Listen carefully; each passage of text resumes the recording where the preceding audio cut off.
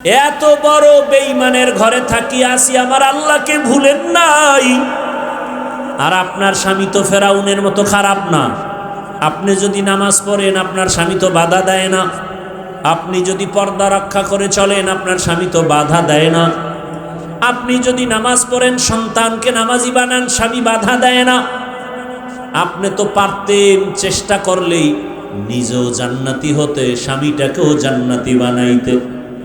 ও আম্মা জানেরা, মা মনে করে স্বামীর সম্পদ আমার না, এই জন্য বাতাসে উড়ায়। অনেকের স্বামী বিদেশ থাকে, লাখ লাখ টাকা পাঠায়, শেষ সময় এসে দেখে টাকা নাই, স্ত্রী বাতাসে উড়ায় দিছে। অথচ আম্মা জানের মনে করা উচিত স্বামীর সব সম্পদ এগুলো স্ত্রীর, কারণ পৃথিবীতে কোনো স্বামী নিজের জন্য কষ্ট করে কামাই করে না, সব স্ত্রী সন্তানের জন্য করে। নিজে না খাইয়া থাকলেও মনে কষ্ট নাই, স্ত্রী সন্তান যদি না খায় থাকে ওই রাতে স্বামীর চোখে আর ঘুম আসে না।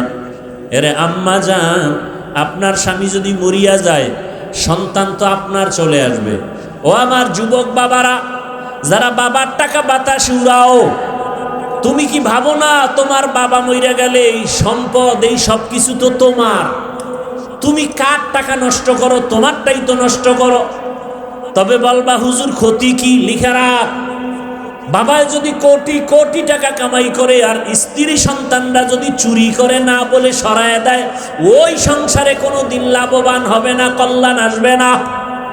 তাহলে নিজের বাবার ক্ষতি নিজে করলি। বাবায় মরিয়া গেলে সংসার তো তোমার হাতে নিতে হবে, বাবার ব্যবসা বাণিজ্য তোমাকে মেনটেন করতে হবে।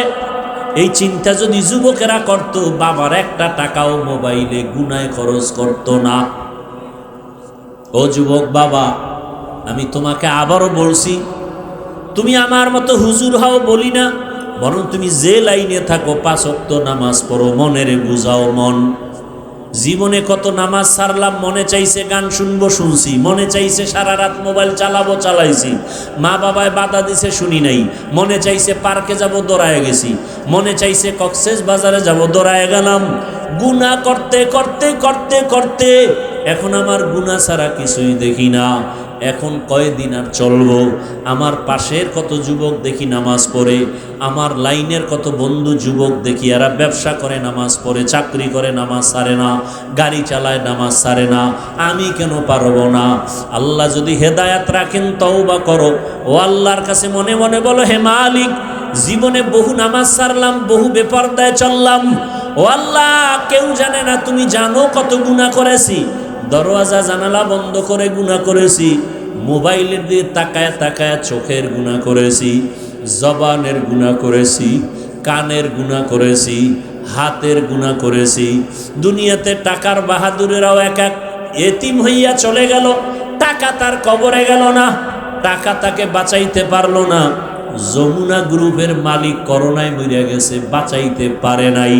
আজকে তার টাকা পয়সা সব আছে, কিন্তু বিদায় বেলা 3টা সাদা কাফনের প্যাকেট হয়ে চলে গেল। আমার মাওলার কোরআন সত্য, কোনো সন্দেহ নাই। ওই কোরআনে যা আছে তাও সত্য। গুনাহগারের জন্য জাহান্নাম, নেক আমলওয়ালাদের জন্য জান্নাত। আল্লাহ ওয়াদা করেছেন, গুনাহ থেকে এখনো সময় আছে, তওবা করো। ও যুবক বাবারা, পর্দার আড়ালের মা বোনেরা, আপনার মতো কত মা এই এলাকায় এখনো তালাশ করলে পাবেন, বেপর্দায় চলে না, নামাজ ছাড়ে না, স্বামীর মাল নষ্ট করে না, স্বামীর মাল হেফাজত করে, নামাজ পড়ে, পর্দা করে, সন্তানগুলোকে আদর্শ ডাক্তার বানাবার ফিকির করে, মেহনত করে। আম্মা জান, আপনারা কেন পারবেন না? একটা ভালো সন্তানের মা হইয়া কবরে যাবেন, সন্তানটাকে আদর্শ ডাক্তার বানান, সন্তানটাকে আদর্শ ইঞ্জিনিয়ার বানান। আদর্শ বলতে রহমতের নবীর আদর্শ, কারণ নবীর আদর্শ পাক, নবীর আদর্শ ছাড়া ভিন্ন সমস্ত আদর্শ না পাক। ওই নবীর আদর্শওয়ালা ইঞ্জিনিয়ার যদি বানাইতে পারেন, ওই ইঞ্জিনিয়ার দুনিয়ার কাজ করবে, কোরআন পড়বে, নামাজ পড়বে, মা বাবার জন্য দোয়া করবে। এখনো সময় আছে, তওবা করেন। আল্লাহর কাছে মনে বলেন, হে আল্লাহ, আর নামাজ ছাড়বো না, আর দাড়ি কাটবো না, বেপরদায় চলবো না, মা বাবাকে কষ্ট দিব না। ওলামায়ে কেরামের পরামর্শ দোয়া নিয়া নবীর আদর্শ মেনে জীবনটাকে চালাবো। ব্যবসা করি, চাকরি করি, লেখাপড়া করি, আর নামাজ ছাড়বো না। ওলামায়ে কেরামের সাথে বেয়াদবি করব না। নবীর সুন্নাত অনুযায়ী জীবনটাকে ধন্য করব। তওবা করার মতো যদি কারো অন্তর তৈরি হয়, নিয়ত হয় মুনাফিকি না থাকে, খাঁটি তওবার নিয়ত যাদের আছে, দুটো হাত আমার আল্লাহকে দেখাইয়া দেই। আয় আল্লাহ, হাতগুলো কবুল করে নেন, তওবা কবুল করে নেন। আয় আল্লাহ, আমরা তওবা করতেছি, আর নামাজ ছাড়বো না, বেপরদায় চলবো না, ওলামায়ে কেরামের পরামর্শ নিয়ে চলবো, নবীজির আদর্শ নিয়ে চলবো। আমাদের তওবা কবুল করে নেন, গুনাহ মাফ করে দেন। তওবার উপরে মজবুত হইয়া মরণ পর্যন্ত মজবুত হয়ে চলার তৌফিক দান করেন, আমিন। তোমার ডানে বামে মহিলারাও ঘুরতেছে, তারাও লাব্বাইক বলতেছে, তুমিও লাব্বাইক বলতেছো। এখান থেকেই কারো আল্লাহর মোলাকাতের রাস্তা ওপেন হয়ে যাবে। এখানেই কঠিন পরীক্ষা। এই নারীদের প্রতি তোমার দৃষ্টি ভিন্ন দিকে যায় নাকি আল্লাহর মহব্বত এবং ভয়ে তোমার এখানে কাজ চলে? এখান থেকেই তুমি ফেল করো আর পাশ করো। কঠিন পরীক্ষা চলতেছে বাইতুল্লাহর মতো দেওয়ালের পাশে। কথাটা কেন আনলাম? একদল ওয়াজে আসতে পারে নাই, আর একদল আসছে বেহেশতের প্যান্ডেলে ঢুকতে পারে নাই। এরা কোথায়?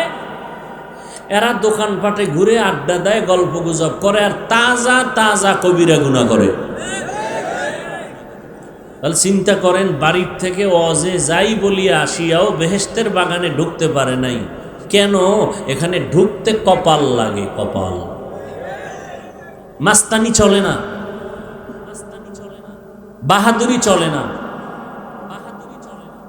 আল্লাহর মোহাব্বতের ময়দানে আসতে হলে আল্লাহর তৌফিক লাগে। আল্লাহ তৌফিক না দিলে হয় না।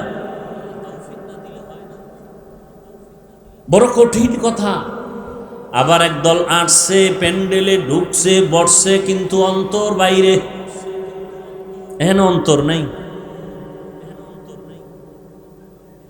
ভাবতেছে কি বয়ান করবে, শুনতেছি, যদি ভালো লাগে থাকবো, না হয় তাড়াতাড়ি বের হয়ে যাব। একাই যাব না, আরো দুইজনকে নিয়ে যাব।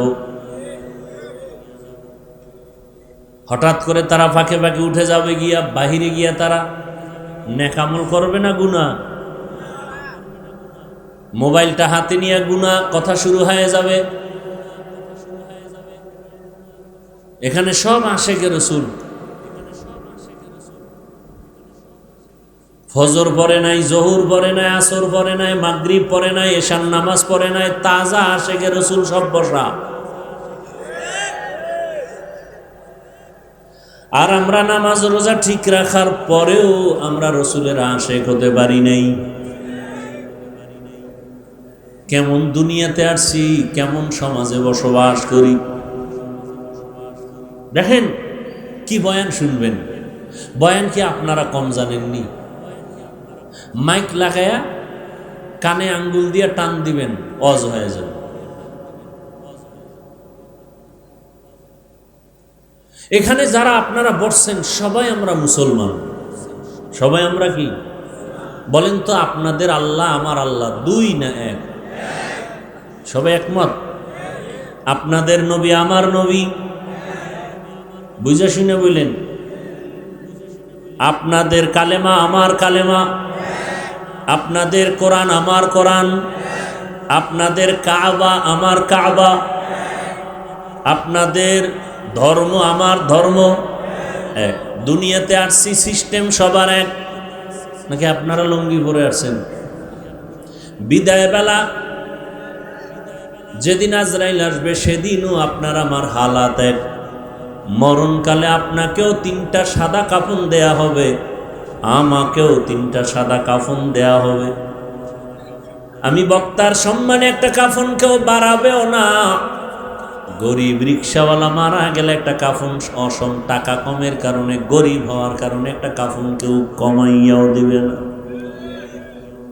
কালারও কিন্তু আলাদা। কাফনের কালার, তাবলিগলাদের কালার একরকম, পীর সাহেবদের কালার আর এক রকম।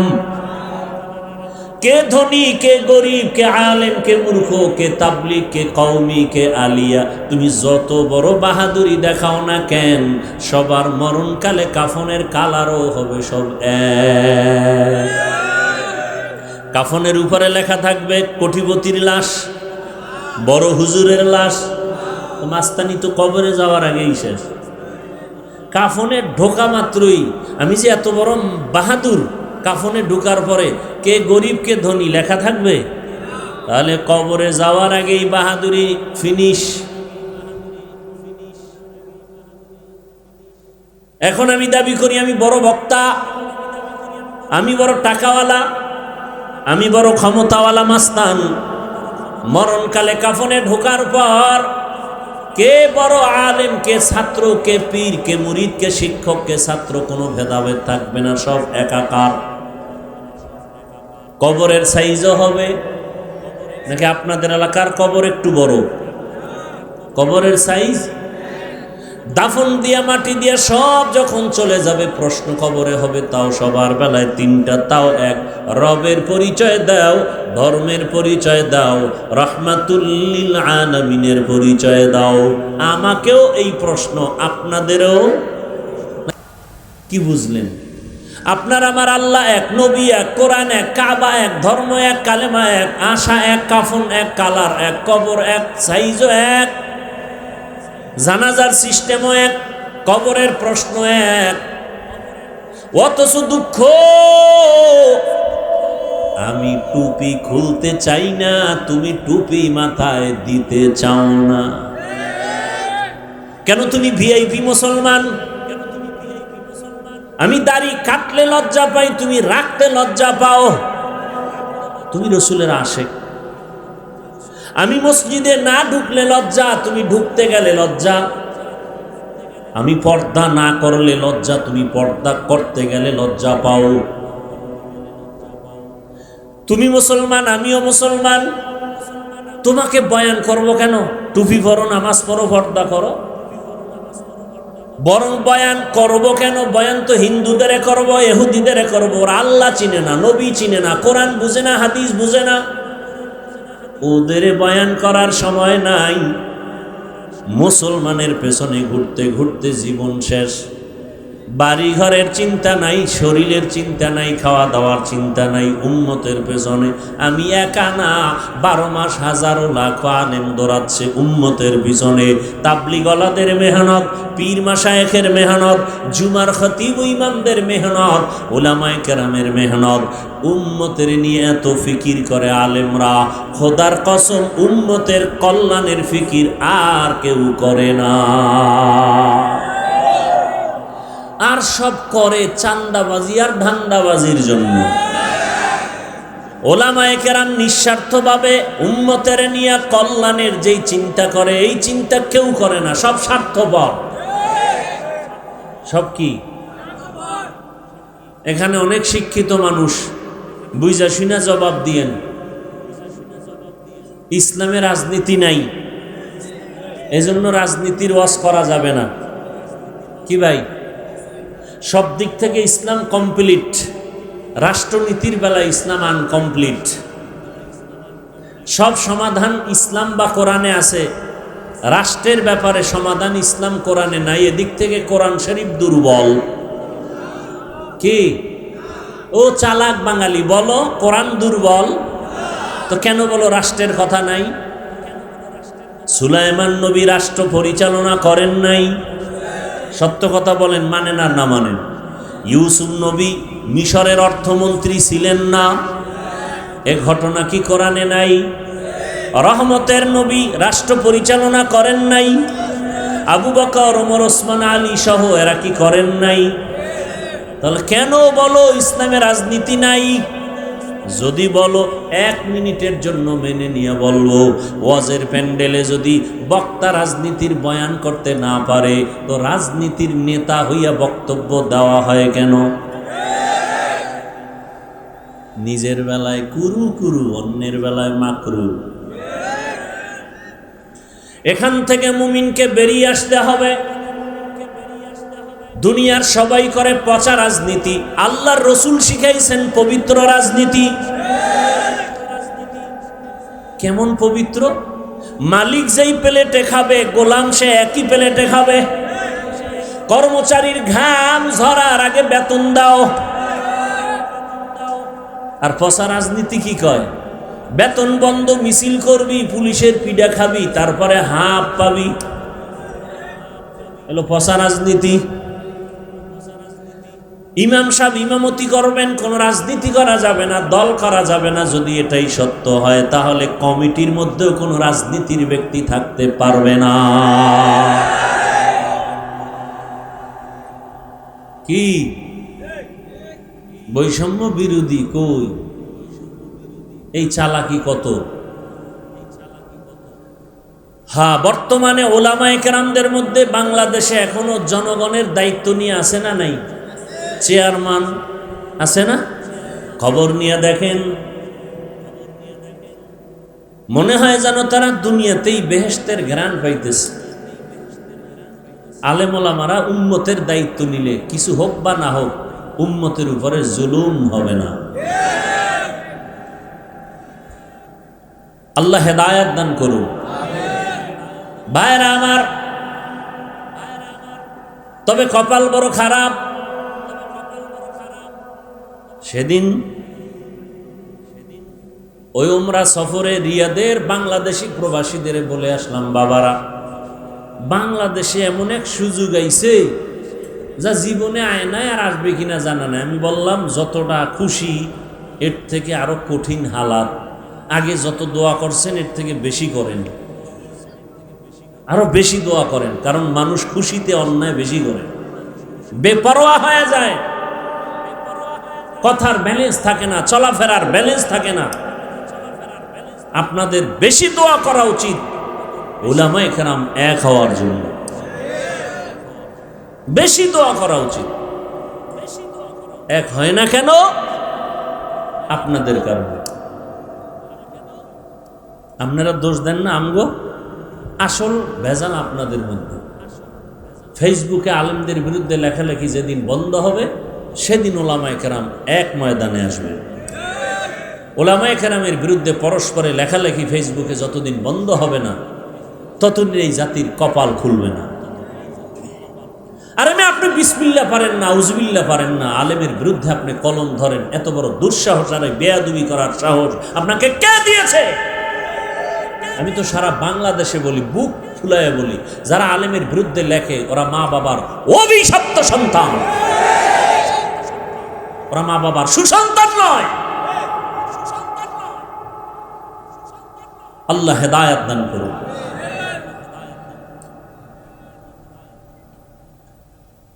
তো এখানে আসছে, বসছে, বসার পরও অন্তর এখানে নেই। কারো অন্তর বাইরে, কারো অন্তর মোবাইলে। আছে না নাই? ভালোবাসার মানুষগুলো কি মোবাইল নিয়ে ব্যস্ত থাকতে পারে? ভালোবাসার মানুষ পাইলে তাহলে বোঝা গেল ভালোবাসার মাঝখানে কালো দাগ আছে। এরপরও কোনো যুক্তিবাদী বলবে, ভাই মোহাব্বতে না রেকর্ড করি, তোমার কাম তো মিডিয়াওয়ালারা করে, তুমি তো আকাম করতেছো বয়ে বয়ে। দুনিয়ার সব আলেম একমত, অকারণে অনর্থক ছবি উঠানো কবিরা গুনাহ হারাম।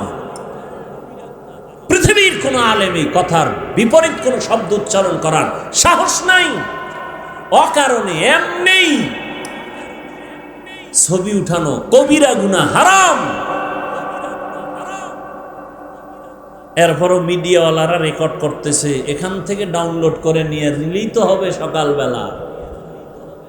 নিজে মোবাইলের দিকে নজর দিয়া না বয়ানের সাথে তার সম্পর্ক আছে। এরপরে বয়ানের পরে যদি মোবাইলটা হারায় যায়, তা আমও গেল, সালাও গেল। অথচ যদি অধীর আগ্রহে বসে মোহাব্বত নিয়ে দুইটা কথা শুনে, হতে পারে দিল নরম হয়ে যাবে, হেদায়েতের দরজা খুলে যাবে। আল্লাহ সবাইকে কবুল করেন। তা আপনাদের কষ্ট হয়, কিছুক্ষণ আপনারা বসলে আমি আলোচনা চালাবো, কারণ আল্লাহ চাইলে হবে, আল্লাহ না চাইলে হবে না। আর আল্লাহ চাইবেন কার বেলায়? যে চেষ্টা করবে। ওয়াল্লাযীনা জাহাদু ফীনা লানাহদিয়ান্নাহুম সুবুলানা ওয়া ইন্নাল্লাহা লামাআল মুহসিনিন।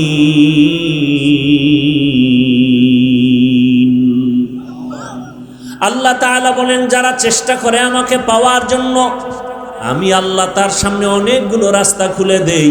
যেই রাস্তা দিয়ে বান্দা হাঁটতে থাকবে, ওই রাস্তায় আমার সাথে মোলাকাত হয়ে যাবে। ইয়া ইলাহি মুঝসে মুঝকো দূর কর, তাকে দেখো মুঝ মে তুঝকো এক নজর। ইয়া ইলাহি তু মেরা মাবুদ है, या इलाही तू मेरा माशूक है। আপনারা কোরআনের বাগানে আসছেন, বেলুন কেনেন কেন? বাড়ি যাওয়ার সময় বেলুন ঝুলাইতে ঝুলাইতে কেউ প্লাস্টিকের মাছ কিনা যায়। ম্যাডাম যদি বলে ওয়াজে গিয়া পাইলা কি, বলে যে মোনাজাতে বেলুন কবুল হয়ে গেছে। বেলুন নিয়ে আসছে, প্লাস্টিকের মাছ নিয়ে আসছে। আর একদল আল্লাহর বান্দার সংখ্যায় যদিও কম, দুই একজন আল্লাহর গোলাম জীবনে ঘরে যাইয়া সালাম দেয় না। আজকে বাড়ির দরওয়াজায় গিয়া সালাম দিল, আসসালামু আলাইকুম ইয়া আহলাল বাইত। রহমতের নবী বলেন, যারা ঘরে ঢোকার সময় উঁচু কণ্ঠে সালাম দেয়, আল্লাহর ফেরেশতা দিয়া আল্লাহ ওই বাড়ি পাহারাদারের ব্যবস্থা করে দেয়। তুকু যাও সুন্নতে আহমদ কো যা বা মুহাম্মদ কে বুয়দ নিসবত তোরা মান আহাব্বা সুন্নতি কৌলে রসুল মজদায়ে কানা মাই হাম কুন কবুল। যারা আসছেন বসছেন, মাইকের আওয়াজ শুনতেছেন, আল্লাহ সবাইকে আজকের এই বেহেশতের বাগানে হেদায়াতের ময়দানে কবুল করেন। যে সূরাটা আমি পড়েছি তরজমাটা বলবো, হাদিসের তরজমা, এরপরে সময় থাকলে আপনারা দিলে ব্যাখ্যা। ওয়াল আসর, আসরের শপথ, ইন্নাল ইনসানা লাফি খুসর, নিশ্চয়ই পৃথিবীর সমস্ত মানুষগুলো ক্ষতিগ্রস্ত, জাহান্নামী। ইল্লাল্লাযীনা আমানু, কিন্তু যারা ঈমান আনয়ন করবেন, ওয়া আমিলুস সালিহাত, আমলে সালেহ করবেন, ওয়া তাওয়াসাউ বিল হক, ঈমান আমলের দাওয়াত অন্যকে দিবে, ওয়া তাওয়াসাউ বিস সবর, ঈমান আমলের বিরোধিতাকারীদের বাধা দিতে গিয়া সবর ইখতিয়ার করবে। এই গুণে গুণান্বিতরা জাহান্নামে যাবে না, ক্ষতিগ্রস্ত হবে না। রহমতের নবী বলেন, কুল্লু উম্মতি ইয়াদখুলুনাল জান্নাতা ইল্লা মান আবা, সব উম্মত জান্নাতে যাবে, যারা আমি নবীকে মানে না তারা আমার জান্নাতে যাবে না। কিলা মান আবা, সাহাবায়ে কেরামদের থেকে প্রশ্ন করা হলো, রহমতের নবী আপনাকে মানে না, অস্বীকার করে, তারা কারা? ক্বালা মান আতাআনি দাখালাল জান্নাহ ওয়া মান আসানি ফাকাদ আবা। রহমতের নবী বলেন, যারা আমার অনুসরণ করবে তারা জান্নাতে যাবে, আর যারা আমার বিরোধিতা করবে তারা আমাকে অস্বীকারী হিসাবে জাহান্নামে যাবে। রহমতের নবী বলেন, সব উম্মত জান্নাতে যাবে। হাদিসের তরজমা শেষ, আয়াতের সূরার তরজমা শেষ। হাদিস নিয়ে 2-4 মিনিট কথা, এরপরে সূরাটা নিয়ে কিছু কথা। হাদিসে নবী বললেন সব উম্মত জান্নাতে যাবে, একজনও বাদ নাই। কথা শেষ না কিন্তু আছে? কিন্তু আছে। নবী বলেন, যারা আমাকে মানে না তারা না। সাহাবায়ে কেরামদের মধ্যে কেউ বললেন, ইয়া রাসূলুল্লাহ আপনাকে মানে না তারা কারা? খুব খেয়াল করবেন, সাহাবায়ে কেরামরা প্রশ্ন করা মাত্র রহমতের নবী বলেন, যারা আমার অনুসরণ করবে তারা জান্নাতে যাবে, আর যারা আমার বিরোধিতা করবে তারা আমাকে না মানার কারণে জাহান্নামে যাবে। নবীজি জবাব দিলেন, যারা আমার অনুসরণ করবে তারা জান্নাতি। এই কথার দ্বারা বোঝা যায় যারা নবীর অনুসরণ করবে না তারা কি? জাহান্নামী।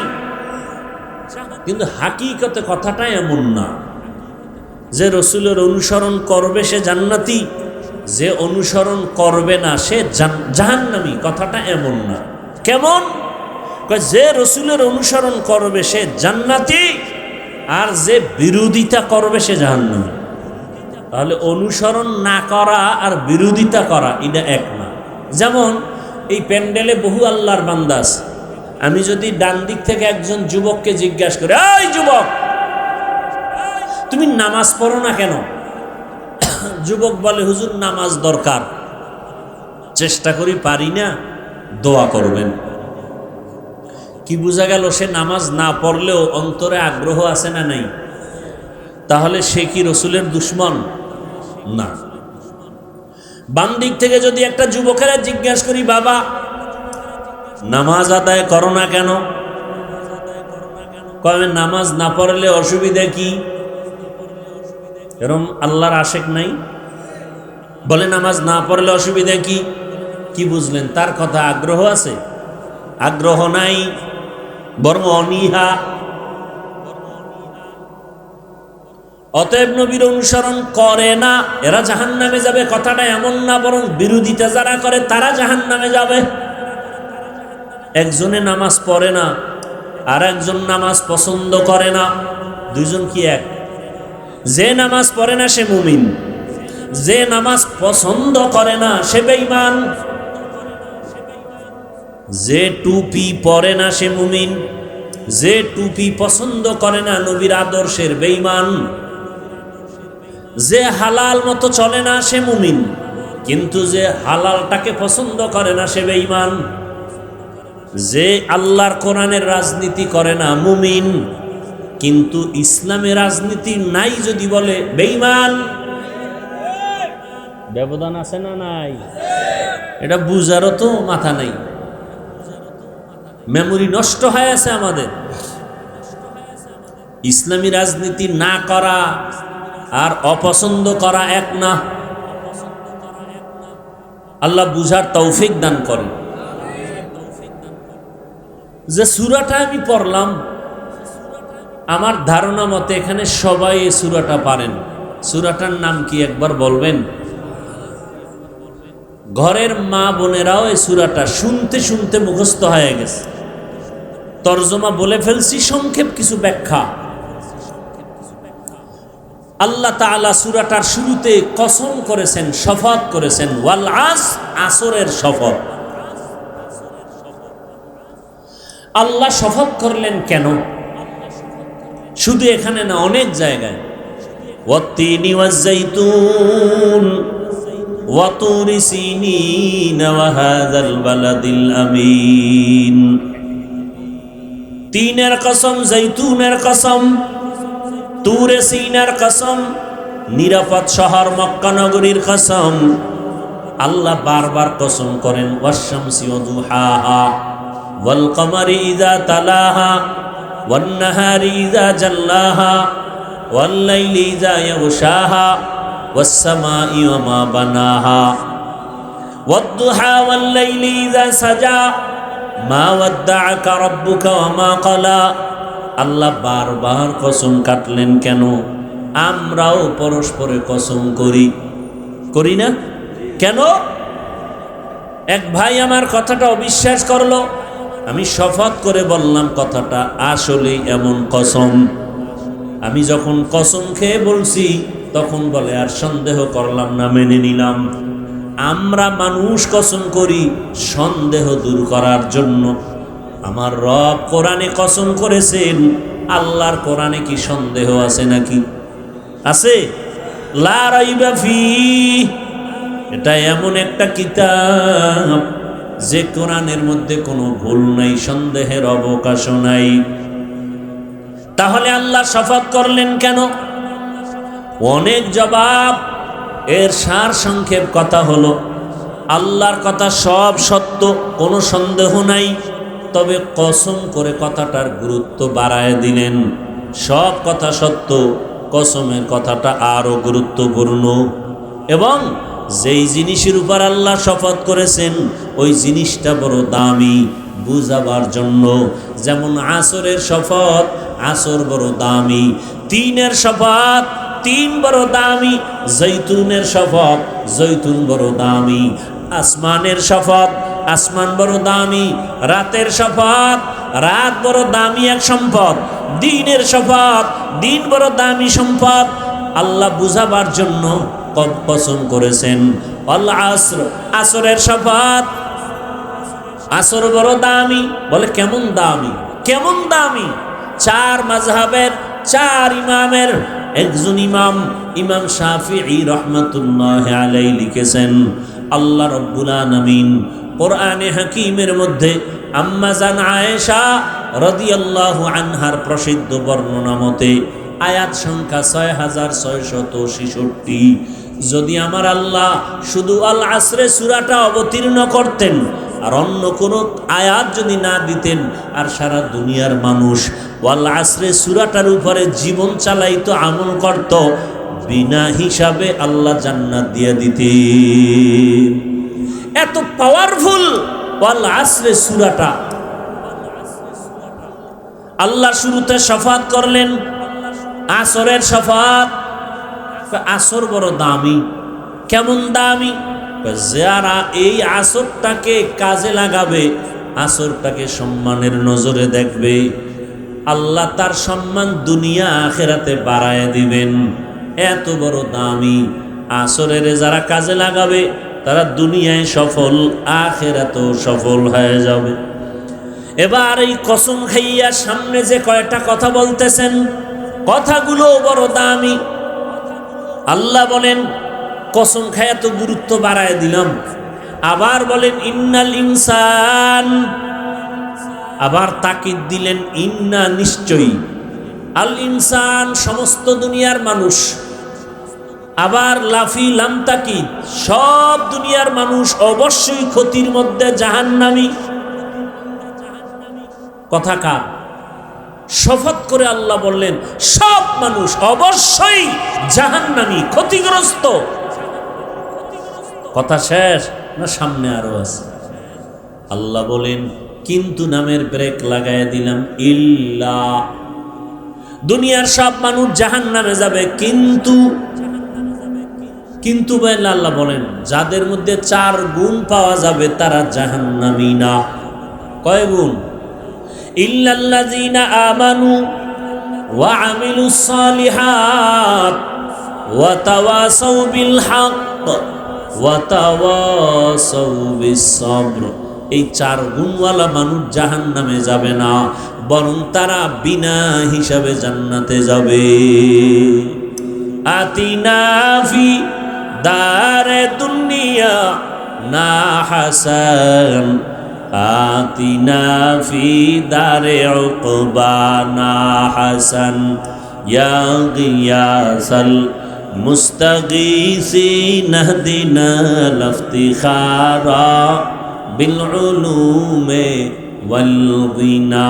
হর গরিদে নেক তু তৈয়ার হ্যায়, জো না মাঙ্গে उससे तू बेजार है। 4 গুণওয়ালারা জাহান্নামী না। এর মধ্যে প্রথম গুণ যাদের থাকবে ঈমান, দ্বিতীয় গুণ যারা ঈমান আনার পরে নেক আমল করবে। এই 2টা গুণ, ঈমান আর আমল। বদ আমল না নেক আমল? ঈমান আর নেক আমল। এর পরের 2 গুণ ঈমান আর আমলের দাওয়াত, অন্যকে দেওয়া, 3 নম্বর গুণ। 4 ঈমান আমলের যারা বিরোধিতা করে তাদের বাধা দিতে গিয়া ধৈর্য ধারণ করা। প্রথম 2 গুণ ঈমান আর আমল, এই 2 গুণ হলো আল্লাহর হক। কার হক? বাকি 2 গুণ বান্দার হক। আপনারা ওয়াজে অনেক আগের থেকেই শুনে থাকবেন, আল্লাহর হক যদি ঘাটতি থাকে আল্লাহ ক্ষমা দিয়া দিবেন। বান্দার হক যদি নষ্ট হয়ে থাকে, বান্দা ক্ষমা না দিলে আল্লাহ ক্ষমা দিবেন না। আল আসরের সূরাটা যে ইমাম শাফিঈ রাহমাতুল্লাহ আলাইহি বলছেন যে এটা মানলে আমল করলে বিনা হিসাবে জান্নাতে যাবে, পাওয়ারফুল একটা সূরা। আল আসরের সূরা আপনাকে কনফার্ম করে দিল কে জান্নাতে যাবে কে যাবে না। 4 গুণওয়ালারা জান্নাতে যাবে, বিনা হিসাবে, কোনো হিসাব নাই, বিনা হিসাবে। ওই 4 গুণের প্রথম 2 গুণ আল্লাহর হক, ঈমান আর আমল। এখন আমাদের এই 2 গুণই কি জান্নাতে যাওয়া যাবে না কয় গুণ লাগবে? 4 গুণ। এর মধ্যে প্রথম 2 গুণ যাদের আছে, ঈমানও আছে, আল্লাহ মানি, নবী মানি, কোরআন মানি, হাদিস মানি, কিয়ামত মানি, আমাদের ঈমান আছে। এবার আমল, টুকটাক আমলও করি। মোহাব্বত না থাকলেই প্যান্ডেলে আসলাম কেন, নামাজে মসজিদে যাই কেন, আলেমদের মোহাব্বত করি কেন? অবশ্যই মোহাব্বত আছে আমলের, কিন্তু 2টা পাইলাম, পরিপূর্ণ না ঘাটতি। আল্লাহ কয় আমি পূর্ণ মাফ করে দিব, কারণ আমি গফফার, আমি রহমান। কিন্তু বাকি 2টা হক বান্দার, সে 2টা কি?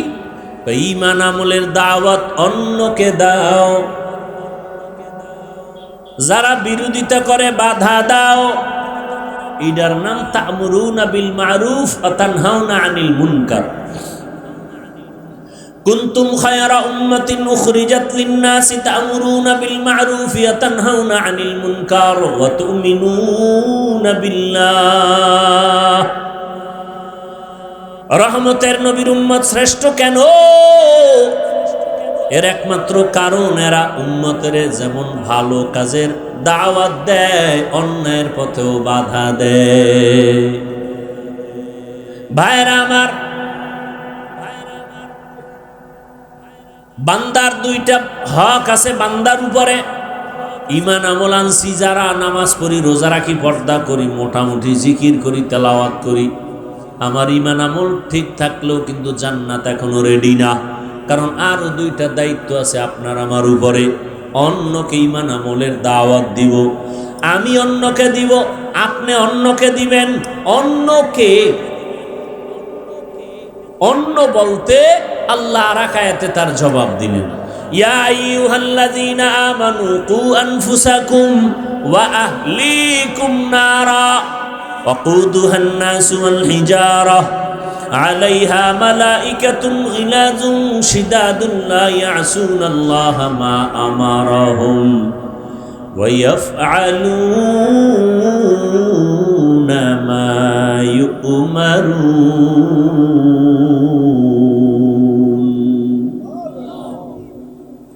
আল্লাহ বলেন, মুমিন জাহান্নামের আগুন থেকে আগে নিজেকে বাঁচাও, পরে আহালকে বাঁচাও। তাহলে আমি ঈমান আমল দিয়া জাহান্নাম থেকে বাঁচার পরে আমার দ্বিতীয় দায়িত্ব কি? আহালকে বাঁচানো।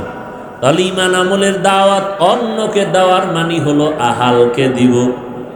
এবার আপনার আহালকে, আমার আহালকে, প্রত্যেকজন ব্যক্তি হিসাবে আমি যদি স্বামী হই, স্ত্রী আমার আহাল। আমি যদি আলেম হই, উম্মত আমার আহাল। আমি যদি বাবা হই, সন্তান আমার আহাল। আমি যদি মসজিদের ইমাম খতিব হই, মুসল্লিরা আমার আহাল।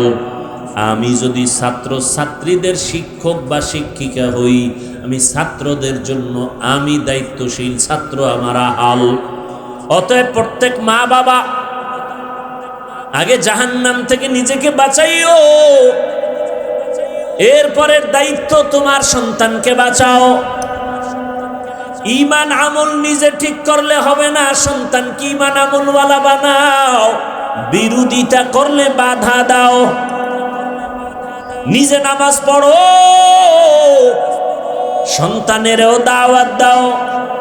স্বামী হইয়া নামাজ পড়ো, স্ত্রীকে নামাজের দাওয়াত দাও।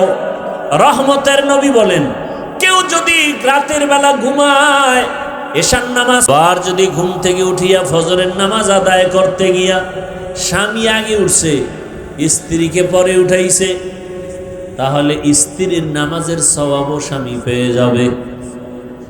আবার যদি স্ত্রী আগে উঠে যায়, উঠিয়া যদি তিনি স্বামীকে আগে উঠায়, স্বামীর আমলের সওয়াবও স্ত্রী পাবে।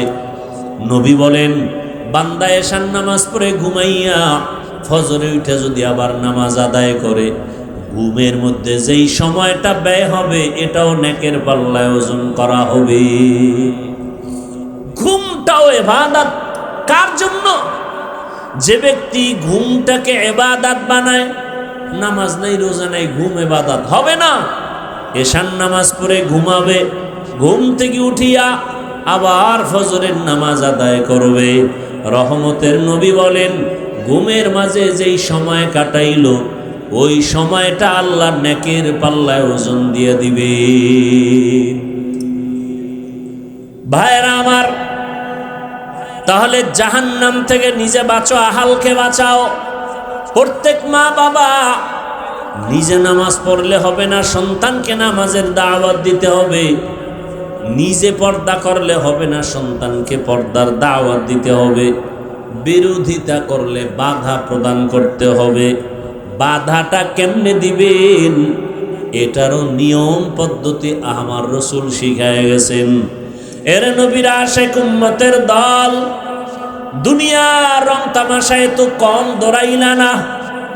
তোমার আমার আপনজন চোখের সামনে দেখলাম টাকার বাহাদুরি, ক্ষমতার বাহাদুরি, কত বন্ধু বান্ধব কত পার্কে পার্কে দৌড়াইলো, আড্ডা দিল আর আমাকে হাসলো। মাদ্রাসায় পড়িয়া কোনো লাভ হবে না, কত বাজে কথা বলল, আমরাই তো আনন্দ করি, তোর কপালে আনন্দ নাই। এই বলিয়া বলিয়া যারা পার্কে পার্কে দৌড়ায়, সারা রাত মোবাইলের আড্ডা দেয় আর মেয়ে নিয়ে আড্ডা দেয়, গুনাহ করে, এই সমস্ত মানুষগুলো চোখের সামনে দেখতেছি। না সম্মান আছে, না মা বাবার দোয়া আছে, বরং আল্লাহ সম্মানের মানদণ্ডে তাদেরকেই রাখছেন যারা মদিনাওয়ালা নবীর আদর্শ মেনে চলে। এত ঝামেলায় জমিনের মধ্যে, কিন্তু যাদের কাছে রসুলের আদর্শ আছে এদের মধ্যে এরা কোনো ঝামেলার মধ্যে নাই, বরং এরা সর্বোচ্চ সম্মানে এখনো আছে। মহামারী করোনায় তাকায় দেখো নাই, আল্লাহ চোখে আঙ্গুল দিয়া দেখায় দিলেন, ও টাকাওয়ালারা, গোটা দুনিয়া স্তব্ধ হয়ে গেল। স্কুল বন্ধ, কলেজ বন্ধ, চাকরি বন্ধ, ব্যবসা বন্ধ। বাবারে করোনায় ধরে ফেলছে। শিক্ষিত দুইটা কুলাঙ্গার সন্তান মাস্ক লাগাইছে, ট্রিপল মাস্ক, বাবার কাছে যায় না, লাশের কাছেও যায় না, করোনা মরার ভয়। শেষ পর্যন্ত এলাকার গরিবদের বলে টাকা দিব, লাশটারে টাইনা রাস্তায় ফালায় দে, ঘরে রাখা যাবে না। বাবার লাশটা টেনে ফালায় দিছে। শিক্ষিত কুলাঙ্গারেরা জানালা দিয়েও তাকায় দেখলো না বাবার লাশের কি হালাত। বুইলা যাইও না রে জাতি, ওই সময় আমার দেশের টুপিওয়ালা আলেমরা আমার দেশের শত শত করোনার লাশ নিজেরা হাত দিয়া কাঁধে নিয়ে গোসল করাইছেন, কাফন পরায়, জানাজা পরায় কবরে রাখছেন। একজন হুজুরেও করোনায় মরে না। স্কুল কলেজ বন্ধ, ব্যবসা বন্ধ, চাকরি বন্ধ, ভার্সিটি বন্ধ, সব ব্যবসা বাণিজ্য, ফ্যাক্টরি, গাড়ি সব বন্ধ। ইতিহাস ভুলিয়া যাইও না, ওই মুসিবতের সময় কিন্তু কোরআনের একটা মাদ্রাসা বন্ধ হয় নাই। কি ভাই, সত্য কথা বলতে কষ্ট লাগে না? আল্লাহ দেখায় দিলেন কোরআন যেমন চিরন্তন, এর সাথে যাদের সম্পর্ক থাকবে তাদেরও সম্মানটা চিরন্তন। এরা দুনিয়ায় বাদশা, আখেরাতেও বাদশা। চেয়ারম্যানের চেয়ারের মেয়াদ শেষ, এমপি সাহেবের মেয়াদ শেষ, কিন্তু কোরআনওয়ালারা যেই চেয়ারে বসে আছে এই চেয়ারের তো কোনো মেয়াদই নাই। শেষ আবার কিসের শেষ? এই সম্মান কে দিছেন? টাকার কারণে, ক্ষমতার কারণে? একমাত্র রসুলের আদর্শের কারণে। অতএব আমি বলবো যুবক বাবারা, ও পর্দার আড়ালের মা বোনেরা, ও বৃদ্ধ বাবাজি, ব্যবসায়ী, চাকরিজীবীরা, দুনিয়ার রং তামাশা মানুষ শখ লাগায়া করে। মনের শখ ছিল একটু গান শুনবেন, নাচ দেখবেন, খুব মজা করছেন না? এবার বিনয়ের সাথে বলবো তওবা করে ফিরে আসেন। মনে আশা ছিল দুনিয়ার সিনেমা হলে যাবেন, পার্কে পার্কে ঘুরবেন, গুনাহ করবেন, গানের ময়দানে দৌড়াবেন, জীবনে তো কম পার্কে দৌড়াইলেন না। ও যুবক বাবারা, আমি কিন্তু একবারও এতক্ষণ যে বয়ান করছি একবারও কিন্তু বলি না এই বুড়িচং এলাকার মানুষ তোমরা সবাই আমার মতো টুপি লাগাও, বলছি?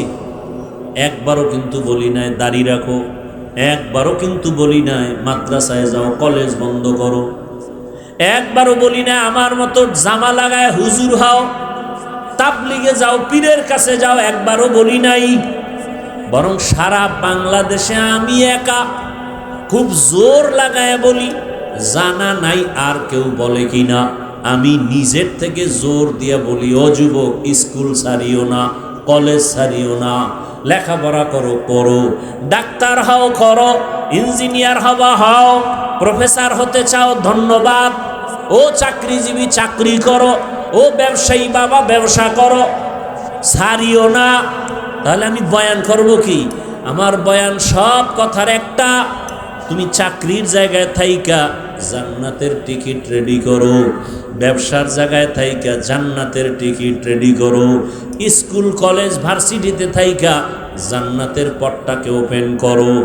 করার মতো পথ আছে না নাই আপনারা বলেন? না আমি বানায় বলতেছি?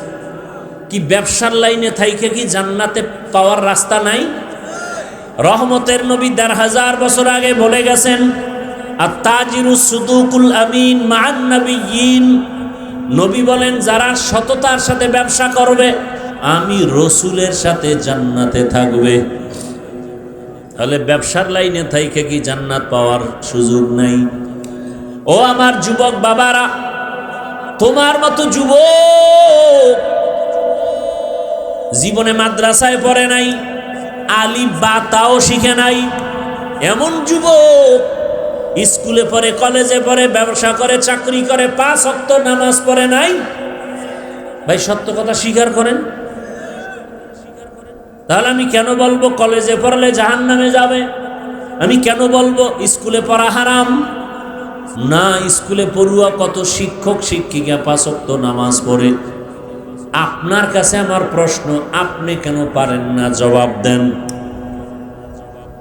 আপনার মতো যুবকেরা রাস্তায় গাড়ি চালায়, নামাজ পড়ে নাই, আপনি পারেন না কেন? জবাব দেন। আমার দ্বারা না দিলেও মাওলার কাছে তো দিতে হবে। ও আমার কলিজার যুবক,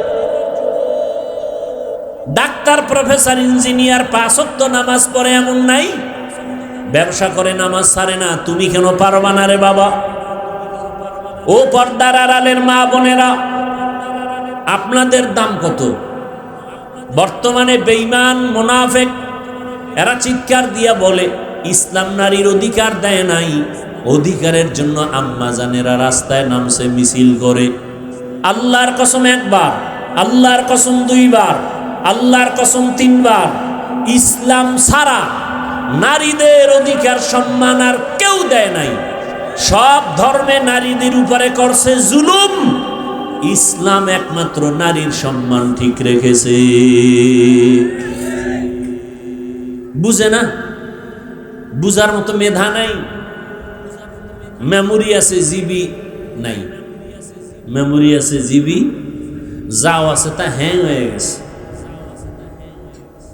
আল্লাহ হেদায়েত দান করুন।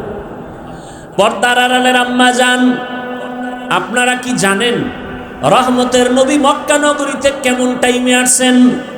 যেই সময় মক্কার মানুষ নারীদের অবহেলা করে, যেই সময় কন্যা সন্তান হলে মা বাবা লজ্জা পায়, বাবায় রাগ করিয়া লজ্জায় সন্তানরে জ্যান্ত মেরে ফেলে, এমন সময় রাসূল আয়েশা কন্যা হত্যা বন্ধ করালেন, নারীদের সম্মান অক্ষুণ্ণ করলেন, বিধবাদের সম্মান নবী নিজেই রক্ষা করতে গিয়া 25 বছরের যুবক, রহমতের নবী তো নবী, যার কোনো তুলনা নাই, সেই নবীর যদি 25 বছরের যৌবনটা আরো কত পাওয়ার। এরপরও আল্লাহ তারে তো স্পেশাল করে বানাইলেন। সেই সময় নবী ভরা যৌবনে বিবাহ করলেন 40 বছরের বিধবা নারী। কাকে? খাদিজাতুল কুবরা রাদিয়াল্লাহু আনহা। তাও 2 জন স্বামী বিদায়ের পরে 3য় স্বামী নবী। ওদিকে 5টা সন্তান অলরেডি হয়ে গেছে আম্মাজান খাদিজার। কত বড় নিকৃষ্ট জালেম! বলে রসুল যৌবনের চাহিদা মিটাইতে না পাইরা নবী একাধিক বিয়া করছে। নাউযুবিল্লাহি মিন যালিক। নবীজি একাধিক বিয়া করছেন। সেই প্রেক্ষাপট সম্পূর্ণ দ্বীন ও ইসলামের স্বার্থে, আর কোনো ব্যক্তি স্বার্থ না। কেউ যদি প্রমাণ দিতে পারে যে না দুনিয়ার স্বার্থে, বয়ানের জগৎ থেকে কানে ধরে বিদায় হয়ে যাব। রসুল শুধু দ্বীনের স্বার্থে বিবাহ করেছেন একাধিক, তাও খাদিজা রাদিয়াল্লাহু আনহা 40 বছরের বিধবা নারী, যতদিন হায়াতে জিন্দা ছিলেন নবী দ্বিতীয় বিবাহ করেন নাই। করছেন? ভাইরা আমার, বড় কঠিন হালাত। এরে আম্মা জান, আপনারা যদিও নবী না, তবে আপনাদের মর্যাদা, আপনারা নবীদের মা, সাহাবায়ে কেরামদের মায়ের মতোই তো আপনাদের সম্মান। আপনারা খাদিজা রাদিয়াল্লাহু আনহার মতো নারী, ফাতেমা রাদিয়াল্লাহু আনহার মতো দামি নারী, আম্মা জান আয়েশা রাদিয়াল্লাহু আনহার মতো দামি নারী। জমিনে নিকৃষ্ট এক বেঈমান ফেরাউন, জানেননি তার স্ত্রীর নাম কি? কথা বলেন না কেন? আসিয়া কত বড় দামি! যত বড় বেঈমান ফেরাউন, অত বড় দামি আল্লাহর কাছে আসিয়া। দেখছেননি কারবার? দুনিয়ার নিকৃষ্ট বেঈমান ফেরাউন, আর তার ঘরে আছে পৃথিবীর শ্রেষ্ঠ নারী আসিয়া। কেমন দামি! রহমতের নবী বলেন, কিয়ামতের দিন আসিয়ার সাথে আমি মুহাম্মদের সাথে বিবাহ হবে। এরে আম্মা জানেরা, এত বড় বেঈমানের ঘরে থাকি আসি আমার আল্লাহকে ভুলেন নাই। আর আপনার স্বামী তো ফেরাউনের মতো খারাপ না। আপনি যদি নামাজ পড়েন, আপনার স্বামী তো বাধা দেয় না। আপনি যদি পর্দা রক্ষা করে চলেন, আপনার স্বামী তো বাধা দেয় না। আপনি যদি নামাজ পড়েন, সন্তানকে নামাজি বানান, স্বামী বাধা দেয় না। আপনি তো পারতেন চেষ্টা করলেই নিজেও জান্নাতি হতে, স্বামীটাকেও জান্নাতি বানাইতে। ও আম্মা জানেরা, মা মনে করে স্বামীর সম্পদ আমার না, এই জন্য বাতাসে উড়ায়। অনেকের স্বামী বিদেশ থাকে, লাখ লাখ টাকা পাঠায়, শেষ সময় এসে দেখে টাকা নাই, স্ত্রী বাতাসে উড়ায় দিছে। অথচ আম্মা জানের মনে করা উচিত স্বামীর সব সম্পদ এগুলো স্ত্রীর, কারণ পৃথিবীতে কোনো স্বামী নিজের জন্য কষ্ট করে কামাই করে না, সব স্ত্রী সন্তানের জন্য করে। নিজে না খাইয়া থাকলেও মনে কষ্ট নাই, স্ত্রী সন্তান যদি না খায় থাকে, ওই রাতে স্বামীর চোখে আর ঘুম আসে না। এরে আম্মা জান, আপনার স্বামী যদি মরিয়া যায়, সন্তান তো আপনার চলে আসবে। ও আমার যুবক বাবারা, যারা বাবার টাকা বাতাস উড়াও, তুমি কি ভাবো না তোমার বাবা মইরা গেলে এই সম্পদ, এই সব কিছু তো তোমার? তুমি কার টাকা নষ্ট করো? তোমারটাই তো নষ্ট করো। তবে বলবা হুজুর ক্ষতি কি? লিখা রাখ, বাবায় যদি কোটি কোটি টাকা কামাই করে আর স্ত্রী সন্তানরা যদি চুরি করে না বলে সরায় দেয়, ওই সংসারে কোনো দিন লাভবান হবে না, কল্যাণ আসবে না। তাহলে নিজের বাবার ক্ষতি নিজে করলি। বাবায় মরিয়া গেলে সংসার তো তোমার হাতে নিতে হবে, বাবার ব্যবসা বাণিজ্য তোমাকে মেনটেন করতে হবে। এই চিন্তা যদি যুবকেরা করত, বাবার একটা টাকাও মোবাইলে গুনায় খরচ করত না। ও যুবক বাবা, আমি তোমাকে আবারও বলছি, তুমি আমার মতো হুজুর হও বলি না, বরং তুমি যে লাইনে থাকো 5 ওয়াক্ত নামাজ পড়ো, মনেরে বুঝাও মন। জীবনে কত নামাজ ছাড়লাম, মনে চাইছে গান শুনবো শুনছি, মনে চাইছে সারা রাত মোবাইল চালাবো চালাইছি, মা বাবায় বাধা দিছে শুনি নাই, মনে চাইছে পার্কে যাব দৌড়ায় গেছি, মনে চাইছে কক্সেস বাজারে যাব দৌড়ায় গেলাম। গুনাহ করতে করতে করতে করতে এখন আমার গুনাহ ছাড়া কিছুই দেখি না। এখন কয়দিন আর চলবো? আমার পাশের কত যুবক দেখি নামাজ পড়ে, আমার লাইনের কত বন্ধু যুবক দেখি এরা ব্যবসা করে নামাজ পড়ে, চাকরি করে নামাজ ছাড়ে না, গাড়ি চালায় নামাজ ছাড়ে না। আমি কেন পারবো না? আল্লাহ যদি হেদায়াত রাখেন তওবা করো, ও আল্লাহর কাছে মনে মনে বলো, হে মালিক জীবনে বহু নামাজ ছাড়লাম, বহু বেপরদায় চললাম। ও আল্লাহ, কেউ জানে না, তুমি জানো কত গুনাহ করেছি। দরওয়াজা জানালা বন্ধ করে গুনাহ করেছি, মোবাইলের দিয়ে তাকায় তাকায় চোখের গুনাহ করেছি, জবানের গুনাহ করেছি, কানের গুনাহ করেছি, হাতের গুনাহ করেছি। দুনিয়াতে টাকার বাহাদুরেরাও এক এক এতিম হইয়া চলে গেল, টাকা তার কবরে গেল না, টাকা তাকে বাঁচাইতে পারলো না। যমুনা গ্রুপের মালিক করোনায় মরে গেছে, বাঁচাইতে পারে নাই। আজকে তার টাকা পয়সা সব আছে, কিন্তু বিদায় বেলা 3টা সাদা কাফনের প্যাকেট হয়ে চলে গেল। আমার মাওলার কোরআন সত্য, কোনো সন্দেহ নাই। ওই কোরআনে যা আছে তাও সত্য। গুনাহগারের জন্য জাহান্নাম, নেক আমলওয়ালাদের জন্য জান্নাত। আল্লাহ ওয়াদা করেছেন, গুনাহ থেকে এখনো সময় আছে, তওবা করো। ও যুবক বাবারা, পর্দার আড়ালের মা বোনেরা, আপনার মতো কত মা এই এলাকায় এখনো তালাশ করলে পাবেন, বেপর্দায় চলে না, নামাজ ছাড়ে না, স্বামীর মাল নষ্ট করে না, স্বামীর মাল হেফাজত করে, নামাজ পড়ে, পর্দা করে, সন্তানগুলোকে আদর্শ ডাক্তার বানাবার ফিকির করে, মেহনত করে। আম্মা জান, আপনারা কেন পারবেন না? একটা ভালো সন্তানের মা হইয়া কবরে যাবেন, সন্তানটাকে আদর্শ ডাক্তার বানান, সন্তানটাকে আদর্শ ইঞ্জিনিয়ার বানান। আদর্শ বলতে রহমতের নবীর আদর্শ, কারণ নবীর আদর্শ পাক, নবীর আদর্শ ছাড়া ভিন্ন সমস্ত আদর্শ না পাক। ওই নবীর আদর্শওয়ালা ইঞ্জিনিয়ার যদি বানাইতে পারেন, ওই ইঞ্জিনিয়ার দুনিয়ার কাজ করবে, কোরআন পড়বে, নামাজ পড়বে, মা বাবার জন্য দোয়া করবে। এখনো সময় আছে, তওবা করেন। আল্লাহর কাছে মনে বলে বলেন, হে আল্লাহ, আর নামাজ ছাড়বো না, আর দাড়ি কাটবো না, বেপরদায় চলবো না, মা বাবাকে কষ্ট দিব না। ওলামায়ে কেরামের পরামর্শ দোয়া নিয়া নবীর আদর্শ মেনে জীবনটাকে চালাবো। ব্যবসা করি, চাকরি করি, লেখাপড়া করি, আর নামাজ ছাড়বো না, ওলামায়ে কেরামের সাথে বেয়াদবি করব না, নবীর সুন্নাত অনুযায়ী জীবনটাকে ধন্য করব।